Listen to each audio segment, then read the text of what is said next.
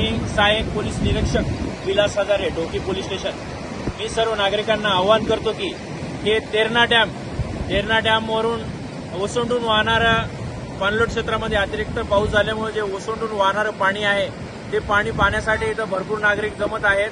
त्यासाठी नागरिकांसोबत काही चुकीची घटना घडू नये यासाठी पोलीस प्रशासनाने इथं बंदोबस्त लावलेला आहे। तरी माझ्या तेर परिसरातील ढोकी पोलीस स्टेशन अंतर्गत येणाऱ्या सर्व गावातील आणि तेर नदीच्या कडीच्या सर्व गावांना आणि इथल्या नागरिकांना माझं आव्हान आहे की पाण्याचा प्रवाह खूप जोरात वाढलेला आहे।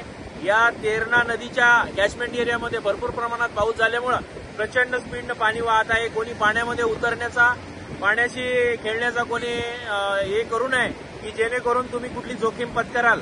सेल्फी, फोटो, रील्स काढण्यासाठी लोक पाण्यामध्ये उतरत आहेत। त्या सर्व लोकांना माझं मुलांना सांगणं आहे, पालकांनी पण त्यांच्या मुलांना सांगावं की अशा प्रकारचं तुम्ही कृत्य करू नका, जेणेकरून तुमचा जीव धोक्यात येईल आणि कुठलीही जीवितहानी होऊ नये यासाठी प्रशासन, पोलीस प्रशासन सर्वतोपरी प्रयत्न करत आहे। तरी सर्व नागरिकांनी आव्हान आहे की सर्व नागरिकांनी पोलीस प्रशासनाला मदत करावी।